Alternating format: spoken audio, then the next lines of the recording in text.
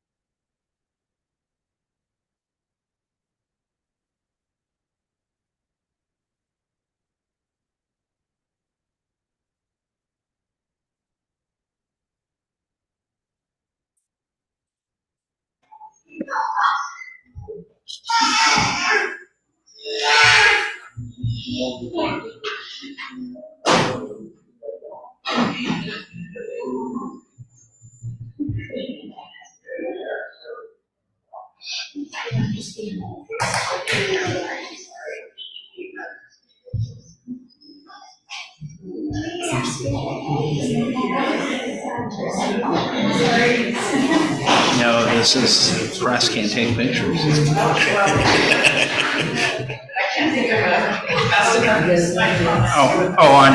I'm just joking. I'm Mike. I'm a city attorney. I know that you definitely have the right to take pictures. Yeah, in Toledo, but I live here.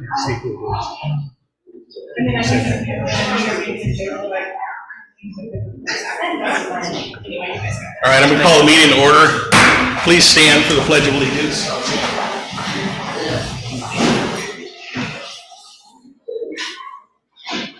Pledge allegiance to the flag of the United States of America and to the republic for which it stands, one nation, under God, indivisible, with liberty and justice for all.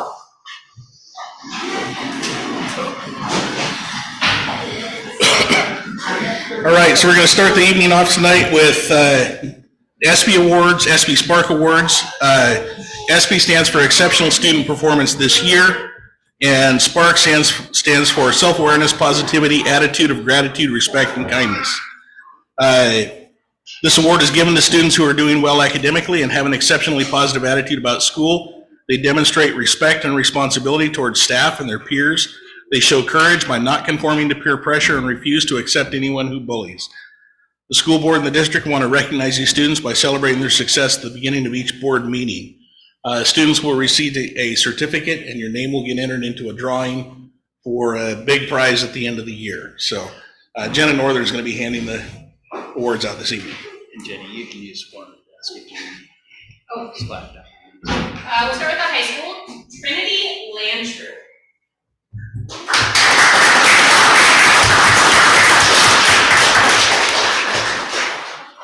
We have Daylin Thomas.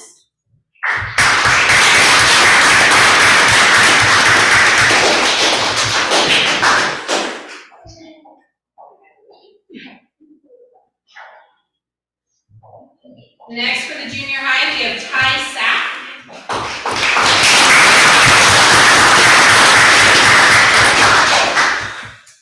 For the junior high, we have Joshua Maitland.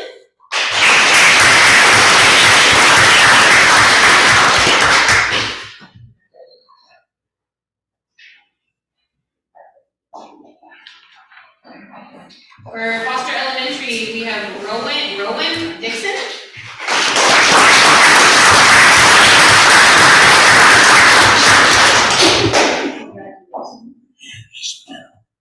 Congratulations.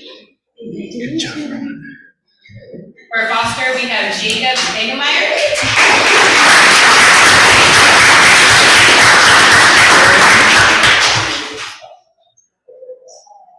Foster's going for the cute award this month. Good job.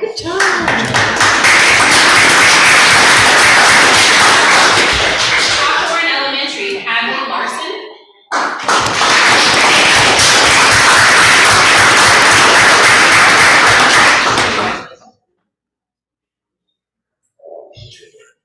Also for Hawthorne Elementary, we have Kimber Corrington.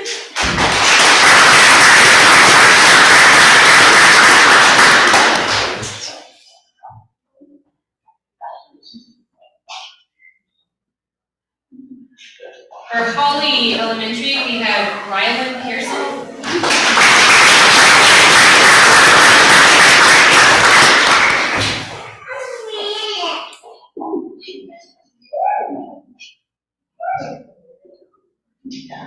From Oak Heights, we have Archer Lindsay.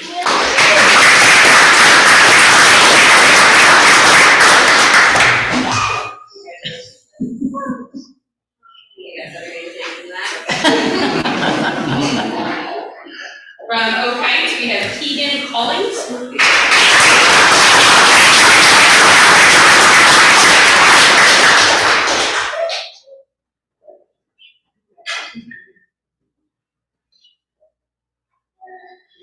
Sweet Home Charter, we have Emma Davis.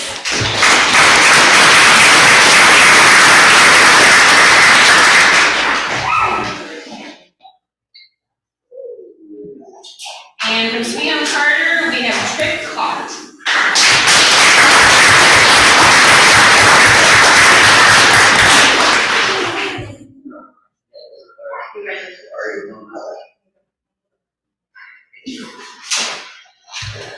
All right, if we could get the kids back up here, the newspaper likes to get a picture of the kids for the paper. So if you want an award, come on back up, we'll get a picture.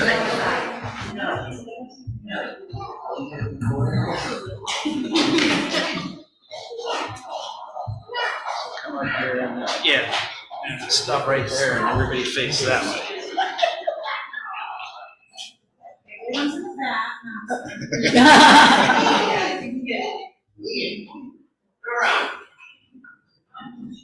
This way. Everyone look at me and say, good job. Okay, everyone look at me and say, I love Don on my pizza. On my pizza. Okay.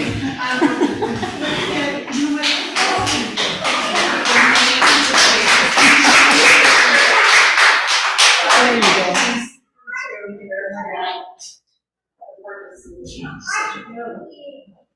Sorry, all this time. Okay, thank you.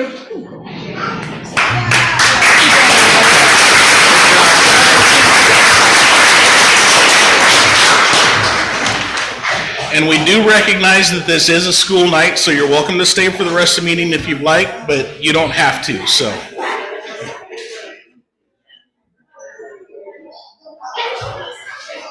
We're not offended. This is when everybody runs for the door. Yeah.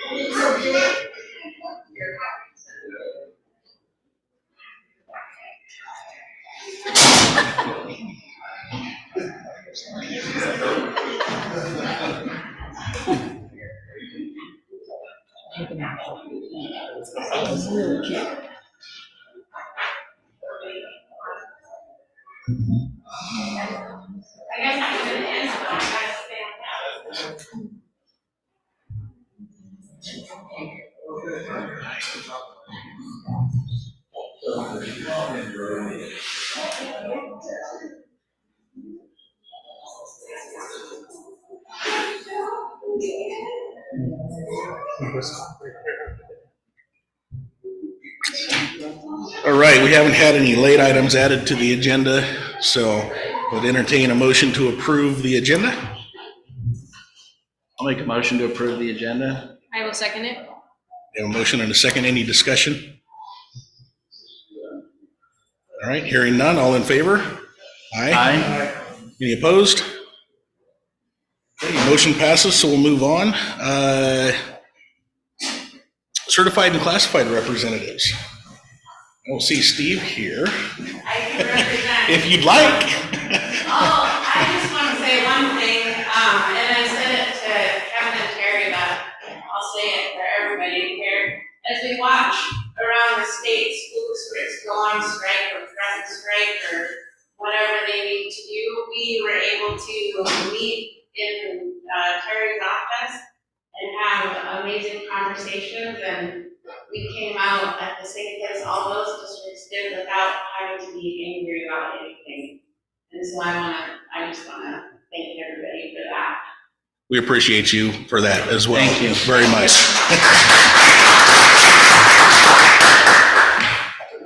I don't see Velma here. See a student. Okay, do we have a student for the students report? Okay. Superintendent's report, Terry. Okay, enrollment, looking at our enrollment, we're down 13 from last month. We talked a little bit about spring break being one of those times, where numbers do dip. And then also checking into the high school, we thought that we had some early graduations there, and we have, as I recall, it's 16. 18 last count, and kids, and I'm very glad to see you making it after this COVID stuff. So that doesn't account for all of the numbers, but keep that in mind as we're looking at that. The other possibility too is we may be joining our peers. The enrollment has been down across the state, across the nation, and so it's definitely something we want to be looking for, and we'll be anxious to see this fall when we get our kinders in, to give us a better idea of where we really are for the coming year. With the attendance, with winning with a percentage of 88%, we have the junior high.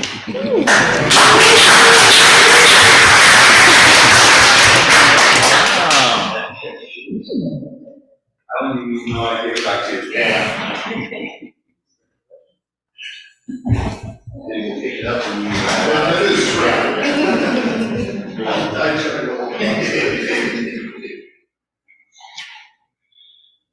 Next, certified, just an awareness piece, certified staff appreciation is the week of May 6th through 10th.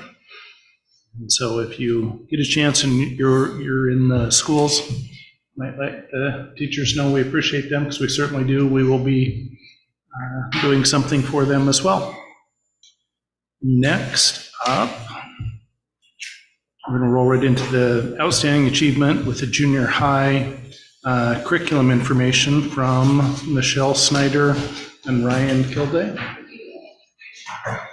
Ryan's going first. Yeah.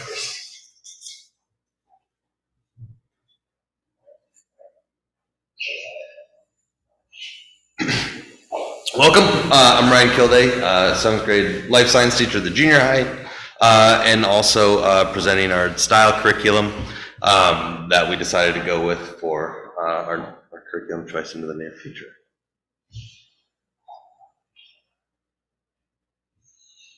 Perfect. I decided to go with the color scheme. I apologize, it doesn't look as great on screen, but that was the logo company, or the logo colors.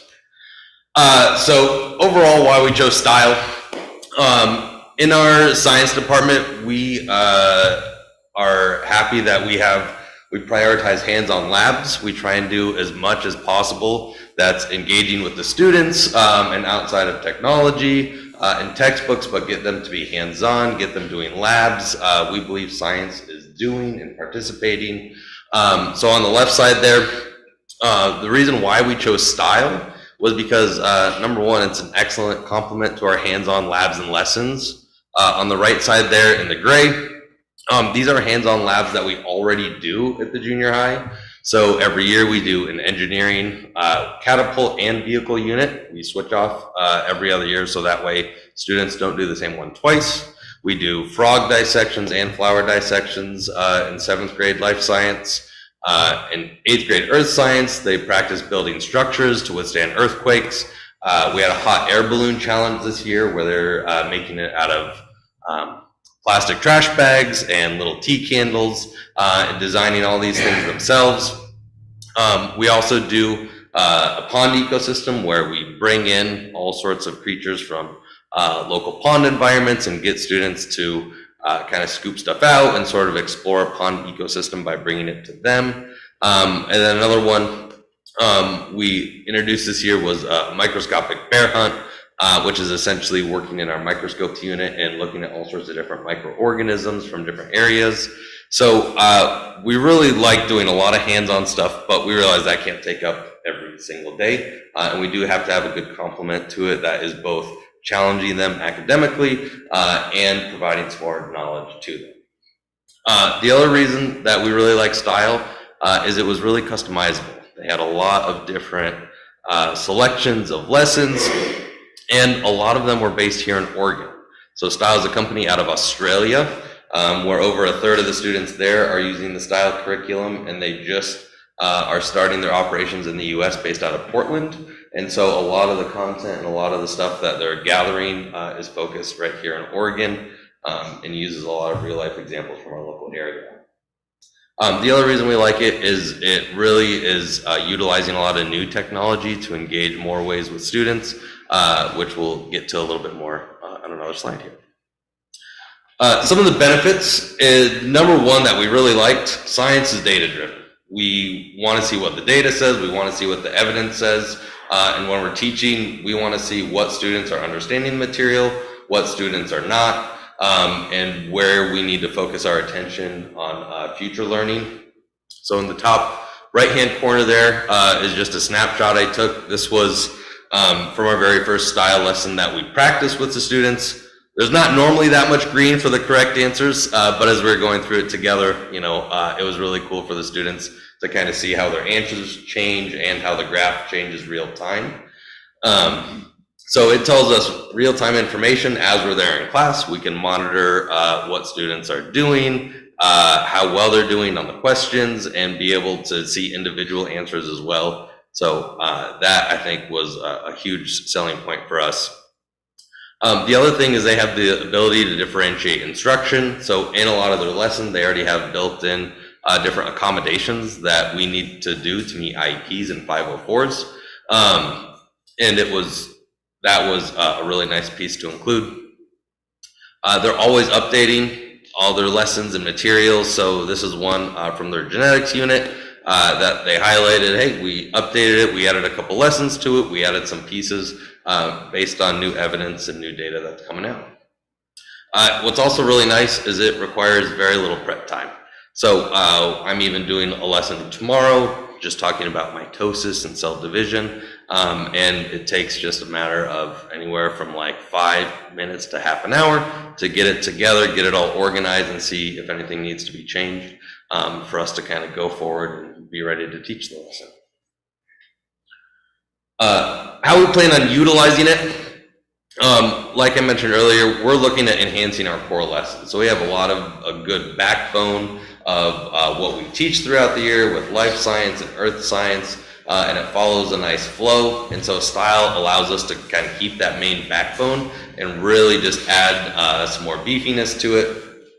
One of my favorite things that I really enjoyed about it was just the creative ways that they can use technology. So up in the top right corner, it's not an actual video, as it was a little tough to include, but as we were learning about plant cells earlier this year, they actually get to do a 360-degree video tour of a plant cell, which is great. Even if we don't have like a VR headset, the students can still go on their Chromebooks. They could look all around as it's the narrator is talking and explaining the different parts and what they do. So even though it might not be a three-dimensional model, it's about as close to it as we can get, especially with technology. And the students really enjoy it too. So it was really cool as we kind of show them and showcase some of these cool ways to use technology that the students are getting excited and participating far more than sometimes just pencil or paper or other digital lessons that we use. And so we're getting a lot more interaction from them. And like I mentioned earlier, we get to use that real-time data collection and really get to customize those lessons. Down in the bottom right are just kind of a selection of some of the different lessons that they offer. And they also not only give the information that we utilize, but they go into a lot of detail and highlight a real-world issue that is modern day. So I know it's a little tough to see, but in the top left of that bottom picture, when they talk about cells, they talk about would you be willing to eat lab-grown meat? And they talk about the process behind it and tie both the growth of cells into how could you apply this in a real-world setting. So all their lessons apply this in a pretty unique way. One of our core tenets in science is that we're using evidence to support our claims. We want students to be able to pick out that evidence, to go through a text, and be able to identify what evidence is going to support whatever claim they're going to make about it. And not only that, but style itself is also using that same principle to drive their lessons. So on their website, they have a whole page just about teacher feedback. They're getting feedback from teachers all the time, modifying their lessons, modify things, how things are structured, and using that to improve their own lessons, which is really cool. This is one that really caught my eye that I thought I would include, but one of the newer lessons that they've added is exploring lithium deposits, as there is a new mine on the Oregon-Nevada border, and it goes not only into why lithium is useful today, but is it worth the cost of a mine, environmental costs, and it doesn't take sides, but it encourages students to ask more questions, form their own opinions, and then also find evidence to support those claims of their opinions. So we really like that it was using these real world phenomena to engage students and really make the learning real, instead of where we usually get, how are we going to use this in our real lives? Well, this is where it happens. So it was really great to see that they're always trying to improve their content as well. And then lastly here, we really like all the customization that Style offers. So the first thing that kind of caught my eye with Style when we started this process was they had some of the best artwork out there. They had materials that weren't necessarily just simple questions and answers of explain this, but they have all sorts of complements of, we know that students aren't going to express their learning all in the same way. Some might be better at writing, some are drawing, and some might be more musically gifted or whatever the case, but Style offers those different ways for students to showcase what they're learning and what they're understanding, which is really great. Also, from Style, they have workbooks that we can purchase. So if we want to go that route, we can certainly go that route and purchase the workbooks and follow complete units through the Style lessons, which is really great. But if we decide that workbooks maybe aren't going to fit or are going to be more of a waste of money because we aren't going to utilize them that much, then we can save money by not purchasing those as sort of an added on option. The other thing that we really liked about Style was, with all of the different labs that we do, we want to prioritize that funding on the actual materials we need, and not necessarily just buying a curriculum that has these kits that we buy where we're paying more than we should because it goes through 2 or 3 different companies before it actually gets to us. We would rather spend that money at the local grocery store, the local shopping centers, to be able to keep that money local, and on top of that, be able to save the school district money, because it doesn't need a lot of our labs. We already have the materials list. We know what we need to buy, we know what we need to do, and we can just go out and get it. On top of that, Style also offers it, so if they have a new lab that we haven't tried, they'll provide kits, or they'll just say, hey, you can go buy it on your own, here's your list of materials, and we'll be set to go. So we really liked the different options that Style offered.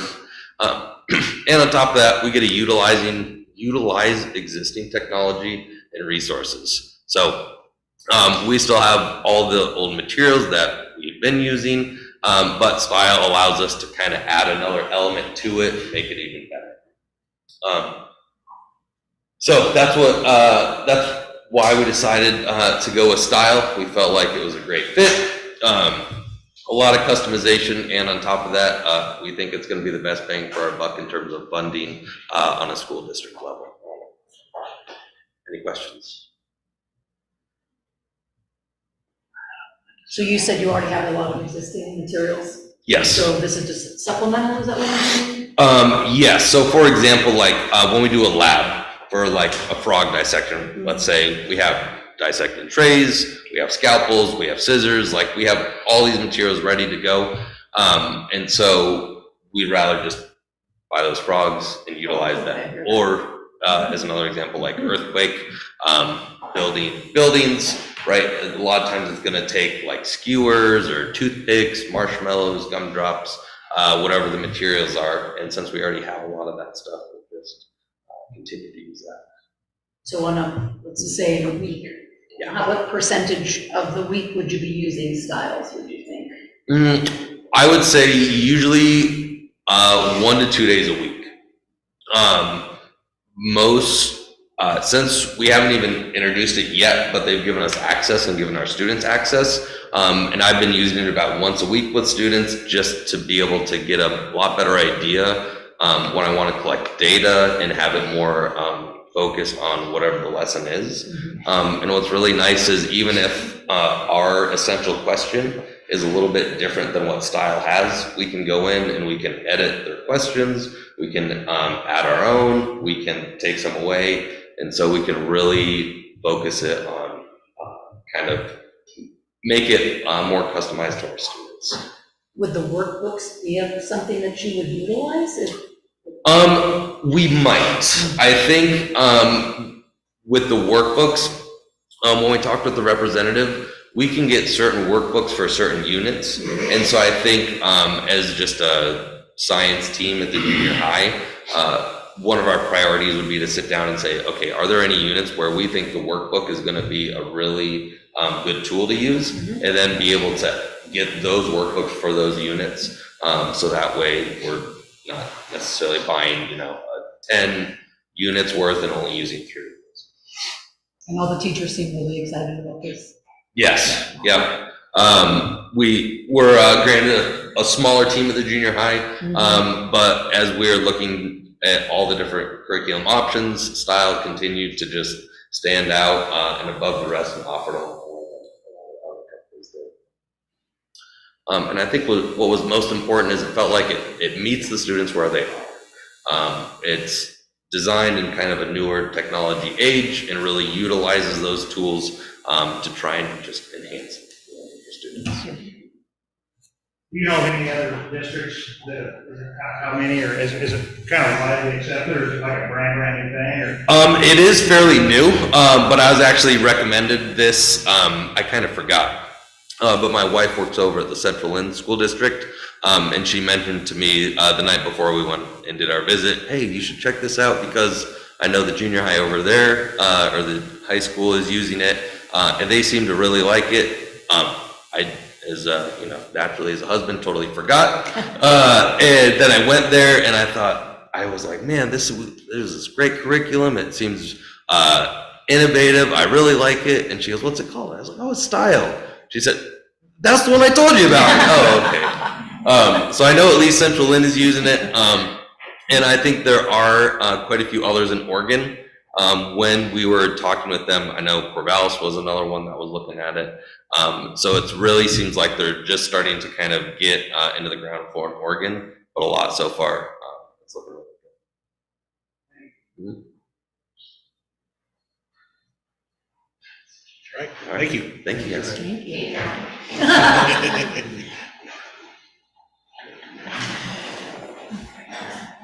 I'm going to talk about the high school curriculum and the company that we chose. And Josh is going to give me one. What do I do?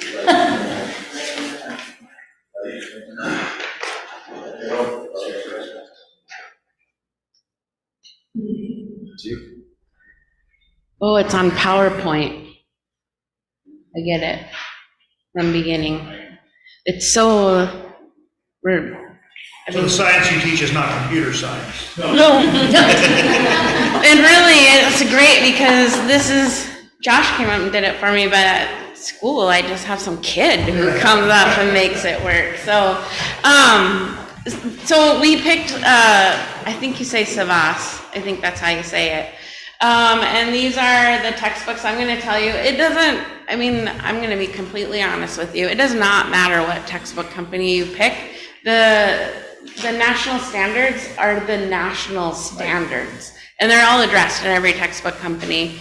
And so we were looking at what textbooks were available, which is huge. We're building a health occupations pathway at the high school, and we have 0 textbooks for those classes. And there's options in this company to kind of branch out into those textbooks. So that was a big one for us, the number of course textbooks that we could choose from. The other thing, we are all believers in hands-on labs. None of us are science teachers because we wanted to teach behind a computer. COVID was like, seriously, this isn't even science anymore. And so we do a lot of hands-on labs. Just last week, I think it was, or right before spring break, Dr. Neal was blowing stuff up outside. It was, I don't know if you guys could hear it at the district office, that's how loud it was. We're there to do hands-on stuff.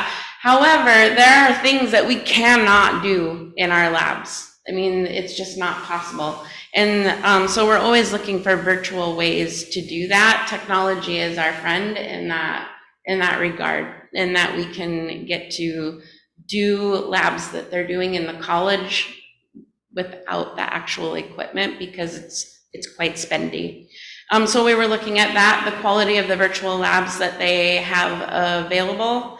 They do have digital notebooks that are able to be edited. So we wouldn't be purchasing any workbooks or notebooks in that. It all comes, and we do most of that stuff electronically with kids anyway. Kids very rarely carry notebooks anymore. When you go to college, none of them do. And so that's our goal. We're getting them college ready, right? And so we want them to be able to utilize the same type of resources that they would be using in college, how to take notes electronically, how to utilize Canvas. Every college except LBCC, I believe, when I did the research, uses Canvas. We all use Canvas, so they will know that when they go on to college and will be comfortable with it. So that was another reason why we liked it as well. And we already use PhET. We use HHMI Biointeractive. We were doing this on our own.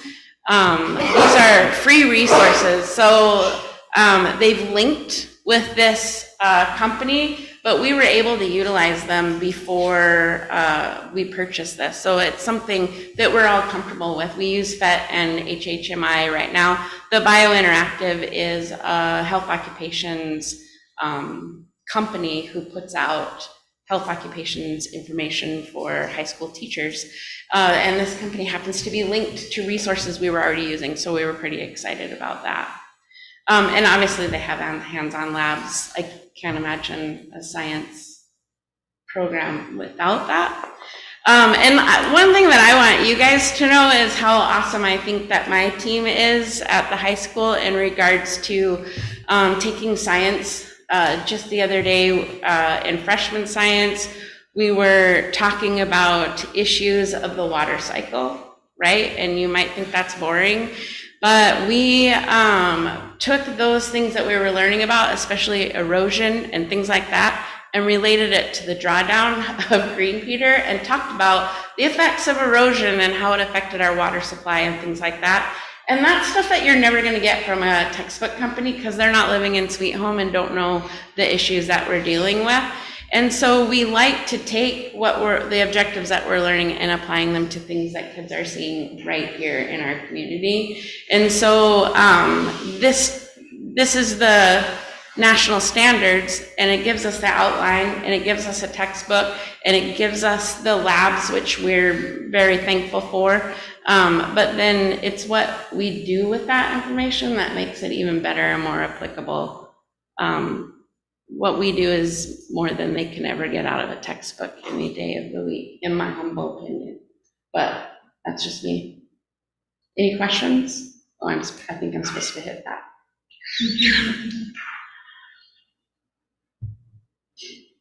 Come on, I don't get any hard-hitting questions, right? Got them all? Well, I am concerned.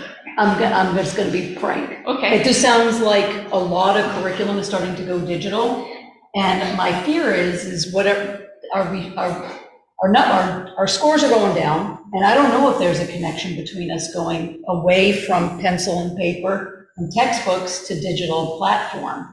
I can tell you why scores go down and what the link is if you'd like. It has nothing to do with digital, because guess what the tests are? Digital. And so the things that we are doing in class actually prepare kids for those tests. The tests are all online, and the curriculum that we're teaching is very based on that. But if you do the research about standardized testing, low income, poverty level areas, those tests are biased against those kids. And we do everything we can to overcome those barriers that are put in front of us by taking care of kids. But, and I know that I'm probably gonna get an email later for this, but I firmly believe it. Kids are more than a score. And Yeah, no, I know, but my concern is just going away from textbooks. They look absolutely beautiful. yeah, we're not going away from textbooks, just the teaching looks different. And I think that if we're gonna have kids compete in an electronic world, then we need to be teaching them that. I don't remember the last time I ever used paper and pencil, to be completely honest with you. I don't communicate with my boss on paper. I don't communicate with parents on paper. I do communicate with parents, but not on paper. We use our phones. We use, and kids today, I don't know how much you've interacted with youth today, but if we just did paper and pencil, we'd lose them. I'm a digital teacher, and we use pencil and paper every day. So I understand. Yeah. So that's just my concern. I see these beautiful resources, but then during your presentation, I was getting a little bit concerned that we're buying these resources, but you're not the physical resources. Yeah. So This is what I love, and I can't imagine, if a kid said to me, Miss Snyder, I want the actual textbook, I would give them. I have textbooks that we did from our previous adoption, but the kids, 99% of the time will choose the electronic option, because this is way lighter than carrying around 7 textbooks. And so they have their textbook with them no matter where they are. I had a student who went to Mexico the week before spring break. They had everything they needed while they were gone, you know? And carrying around 7 textbooks is not, they wouldn't have taken their work with them otherwise. And so, I mean, I understand what you're saying, but I mean, I'll invite any of you into my room any day of the week. Just stop in. You don't need to let me know in advance. And you can see the hands-on, very cool things that we do. The skeletons in my room where they build the muscles out of clay and they're putting them on. But yeah, after they do the hands-on activity, they're putting their answers in the computer and submitting it. Here's the other thing that is beautiful about it. A kid can't say, Miss Snyder, you lost my assignment. No, if you submitted it, I have it. It'll say, you did not submit this assignment. And so and that's a battle that I fought for 25 years of my career, and I haven't fought that battle for the last 3. I think that if we're gonna be competitive in a world where we use computers, we gotta have kids using computers. I feel pretty strongly about that. But I would love for you to come see the hands-on stuff that we're doing. Dr. Neal does amazing things.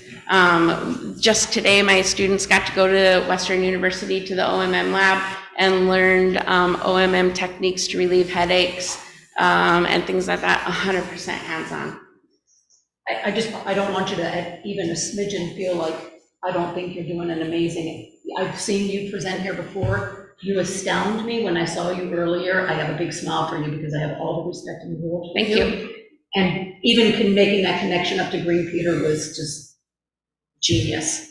What I'm saying is we're buying a bunch of textbooks, but I'm not sure, are we even going to use them?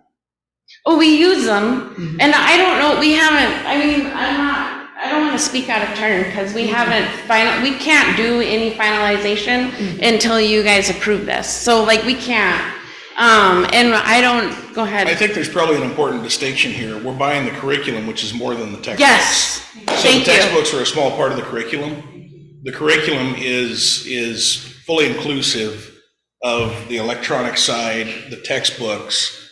So Barbie, you could probably speak to this, where the number of textbooks that we buy today would be greatly reduced from the number of textbooks that we bought 20 years ago.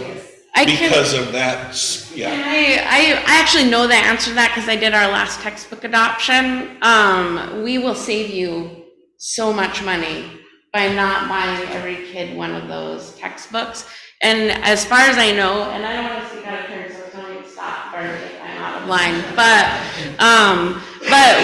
I know we have bought textbooks that are available for kids to check out at the library, but I can tell you, and you're right, this is so much more than a textbook. And I don't know, there are very few teachers that I know that teach out of a textbook. Teaching from a textbook is the most, and I would never want to do it. I can tell you, I don't teach from a textbook.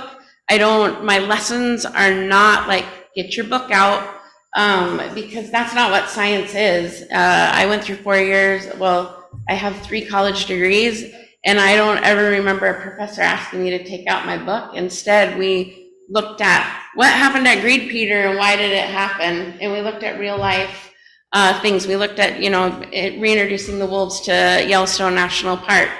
And so a textbook is a resource, but it is definitely not what we teach.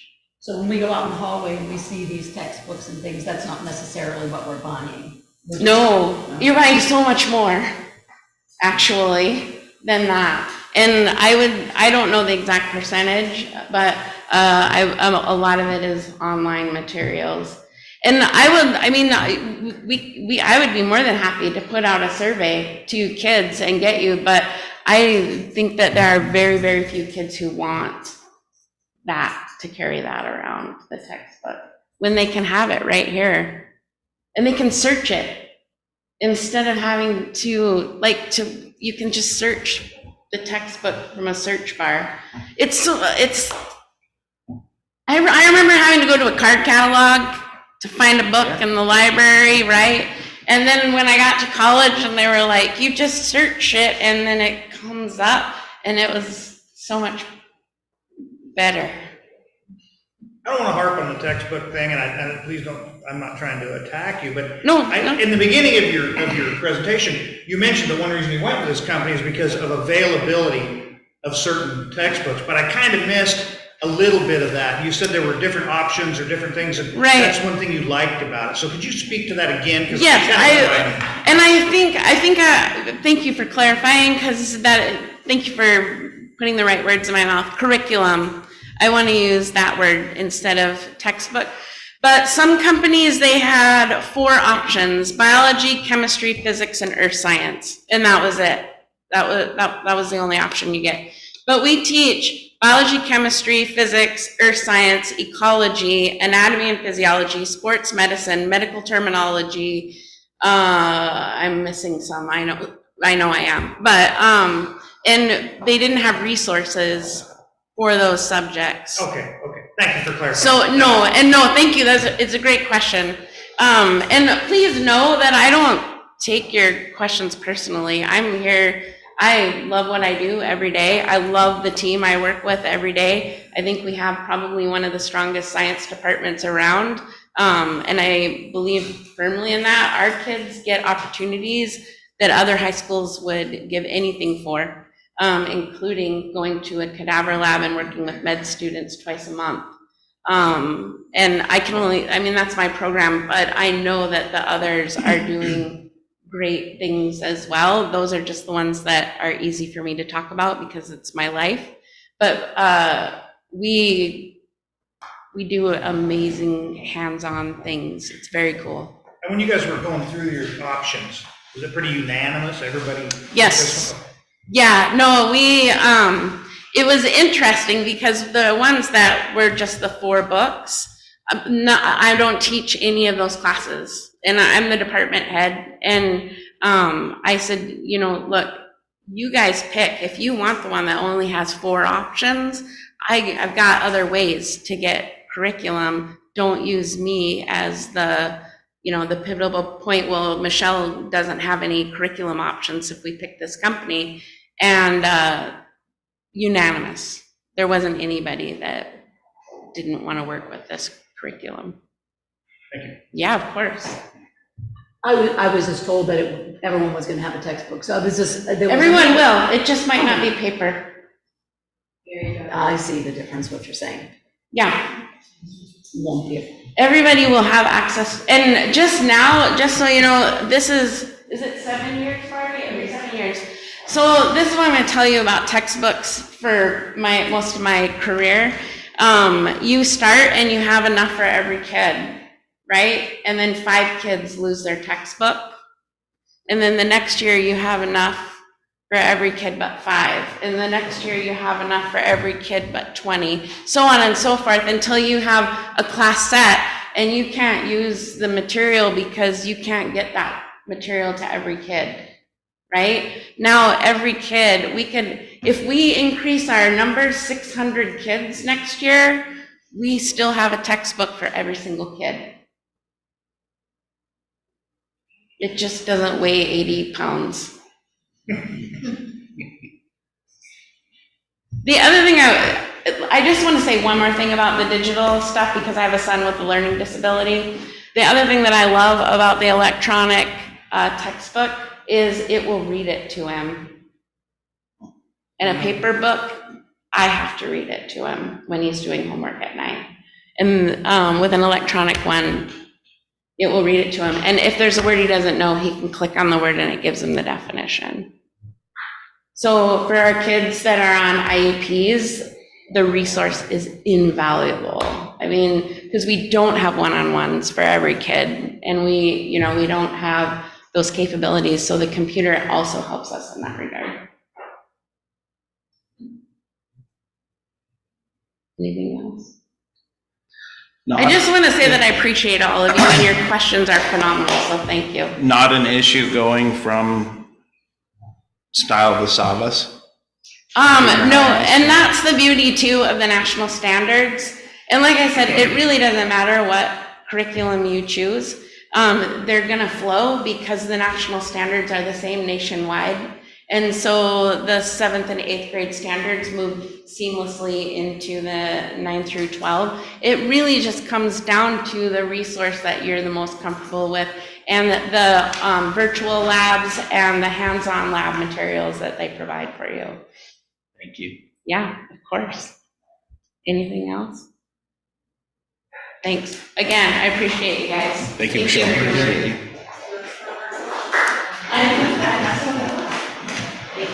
Okay.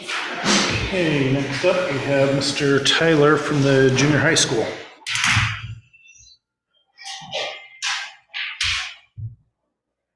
Good evening. When I was prepping for this, Terry said, hey, the agenda's a little bit longer than normal, so brief is better. So I will try and do that for you guys.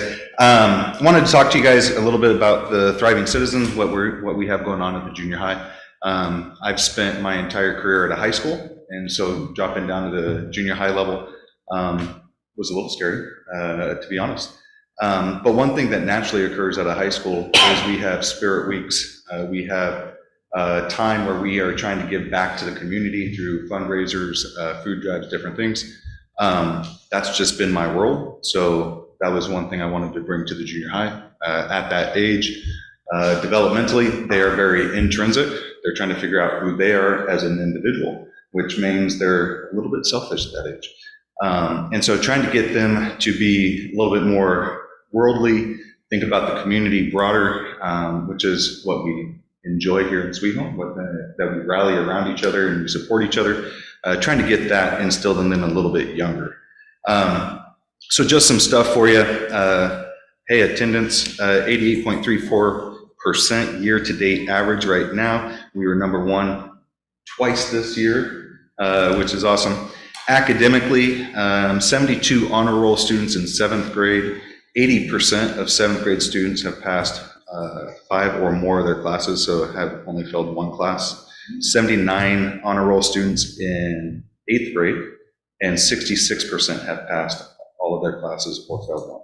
And so academically, we're doing really well. So as far as the Thriving Citizen, what we have done is we started in October. We had the half day before parent-teacher conferences, and we did a social emotional learning day, SEL day. So teachers didn't really teach. We really emphasized and we pushed our core values of being respectful, responsible, kind, and safe. Really built that up around an anti-bullying kindness campaign at the junior high. In November, we tagged along with the high school's food drive, and we brought in quite a bit of food. It was more than I was expecting, but that helped the high school extend what they were able to provide, and they ended up providing 33 food baskets for the community. In December, we did a fundraiser for a one-year-old student, a one-year-old in the community that is battling liver cancer. And so through little fundraisers like wearing a hat for $1, paying $5 to wear pajamas on Wednesday, going to the Rio Theater as a homeroom, we were able to raise just over $5,500 for Little Atlas.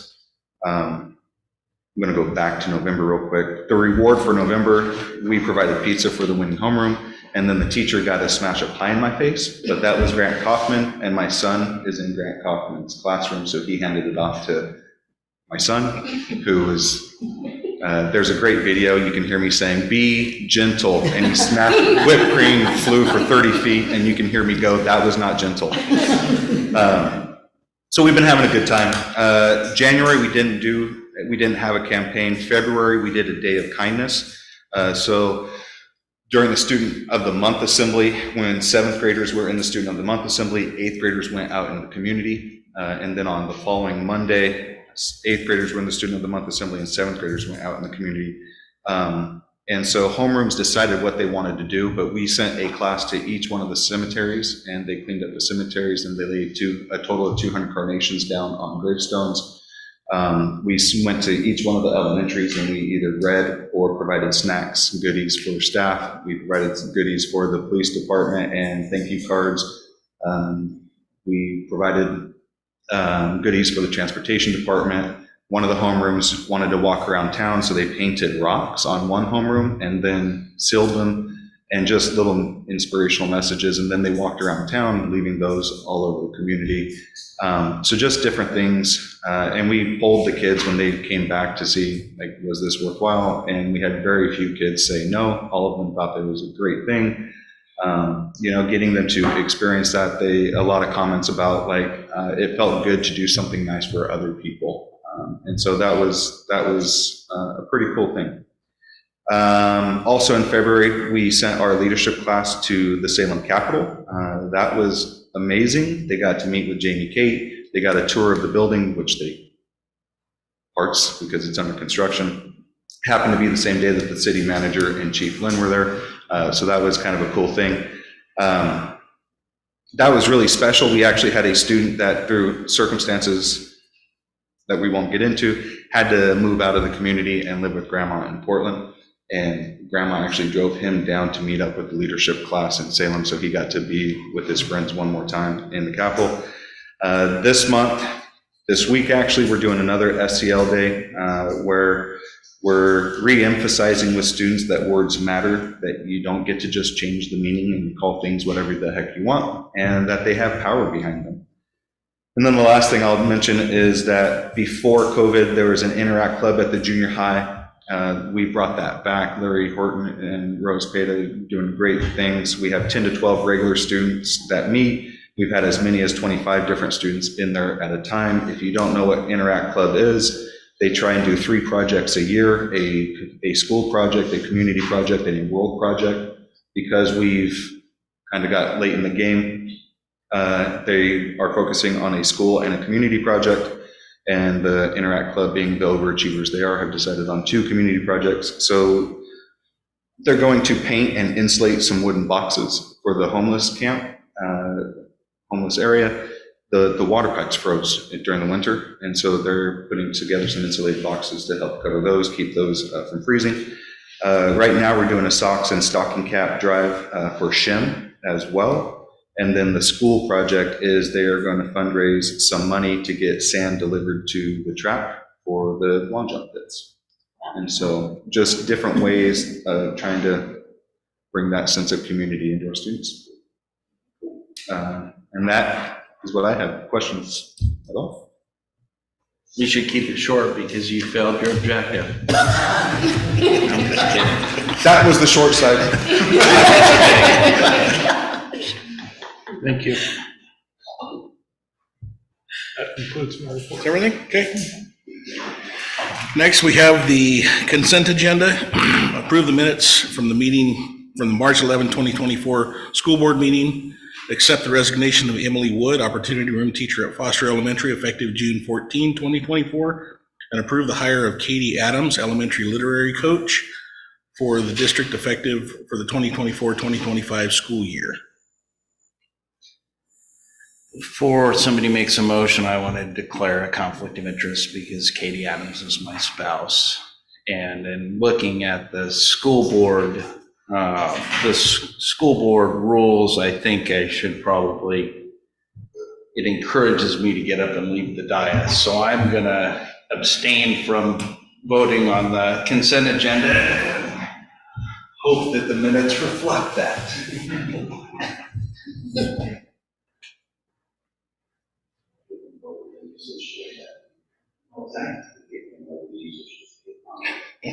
We lose one more, we don't have a quorum, so. What do you leave?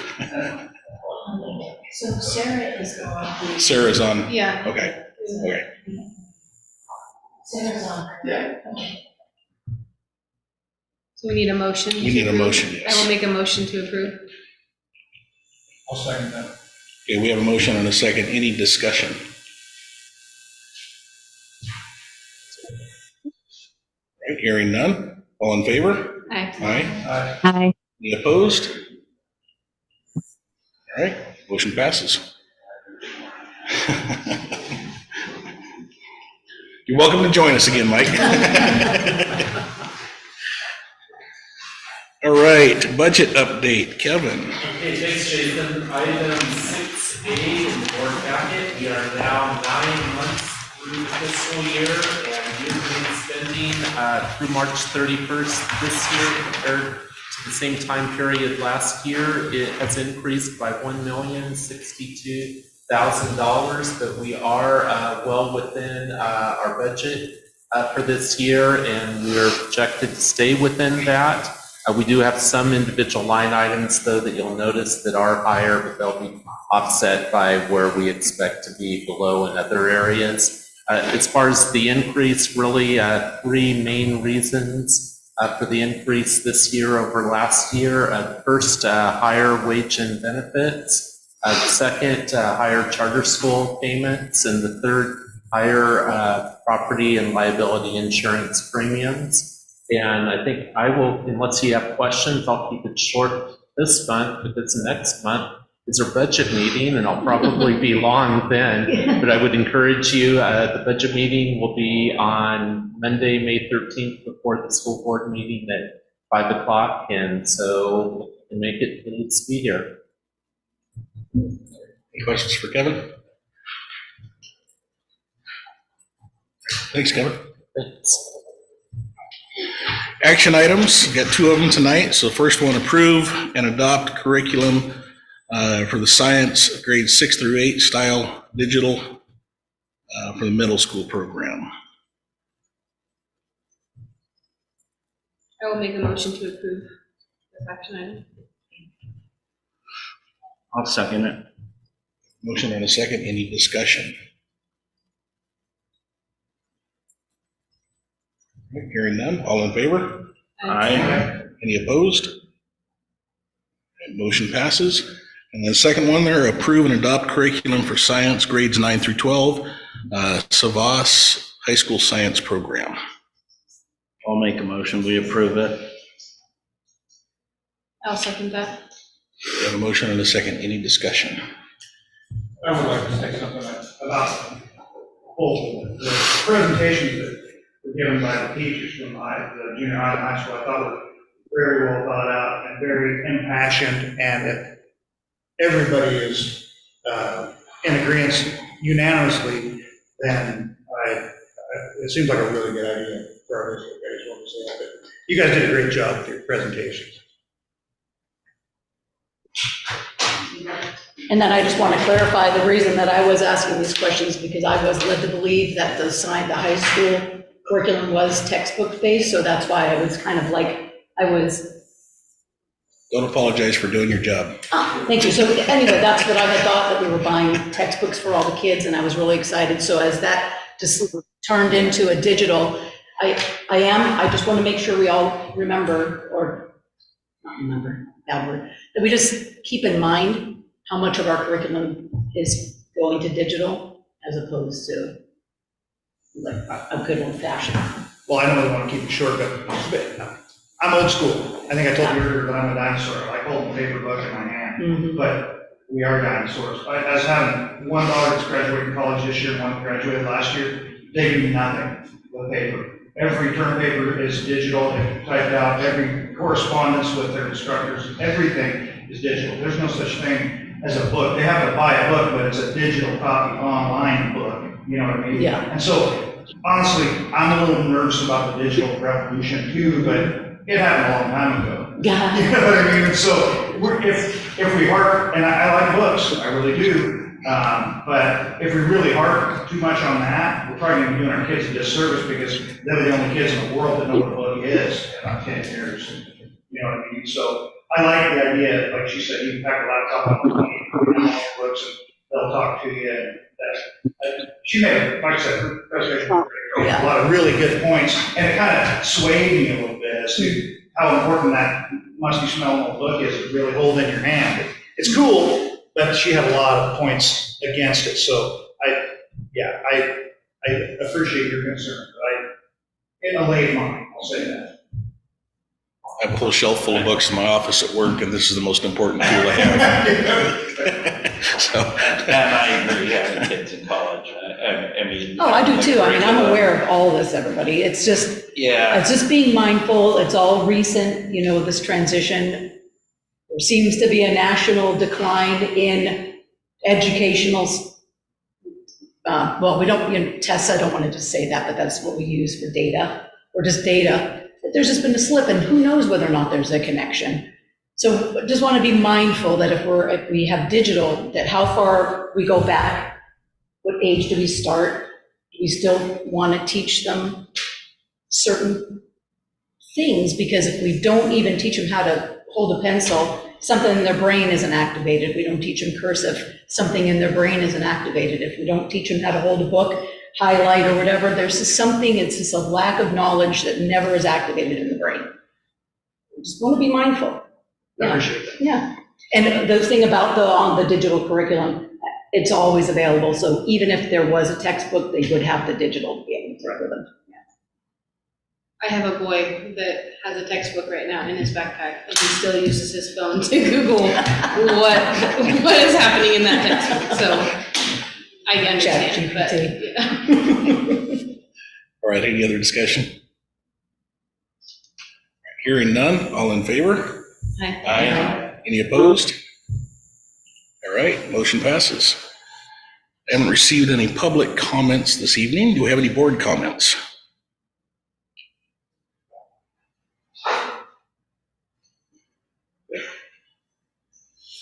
All right, so we will take 7 minutes and recess, and then we'll come back into executive session under ORS 1926602I to discuss the superintendent's evaluation, ORS 1926602D to discuss classified licensed administrative supervisory confidential bargaining, and ORS 1826602B to get some legal updates.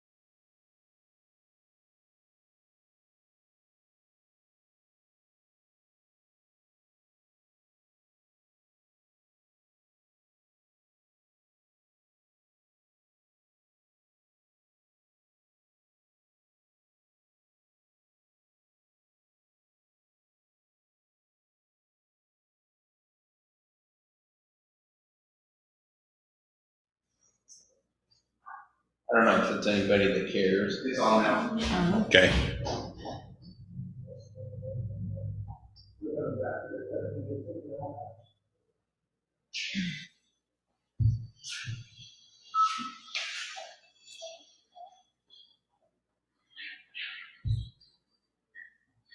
All right, so we will return to regular session, and we have a couple of action items. First one here is approve the superintendent's evaluation. I will make a motion to approve. I'll second that. We have a motion and a second. Any discussion? We want to do the normal extended year. We have the motion on the floor at this time, so Yeah, I know. if we do, we'll have to address that separately. Yeah. So. Still another discussion. Okay. Any other discussion? So what are we voting on? Accepting the superintendent's evaluation. Okay, hearing no other discussion, all in favor? Aye. Any opposed? Okay, motion passes. If you want to, you can add that in now. I make a motion that we extend his contract a year for the rolling 3-year contract. So that, he has a 3-year contract right now, with 2 more years on it, and the next, Correct. Is this time to talk, or Well, do we have a second? we need a second, or we need to let it Or it's die one or gonna the other. die. I'll make a second motion. Okay, we have a motion and a second. Now we can have discussion.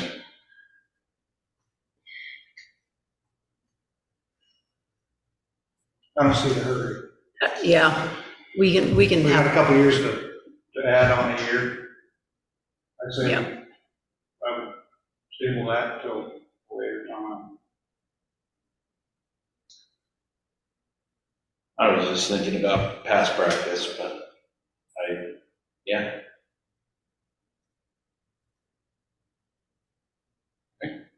Any other discussion? Okay, motion on the floor is to extend the superintendent's contract by 1 year, making it a 3-year contract again. So all in favor? Aye. Aye. Any opposed? Nay. So it does not pass because we don't have a majority of the board voting the affirmative, so. Is there she's on there. Is she on there? She's back on there. Even so, we wouldn't have a majority of the board. We have to have a majority of the board to pass the motion, so. No, we wouldn't. No, we need 5. Oh, Have to have a majority of the board, sorry. Yeah. Yeah. so. All right, next, Well, we'd have a quorum of everybody that's here though, right? we have to have a majority of the board.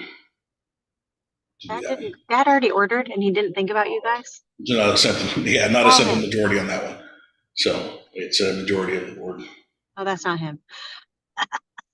All right, next action item, approve the adjustments to the classified licensed administrative supervisory confidential salary schedule for 24-25.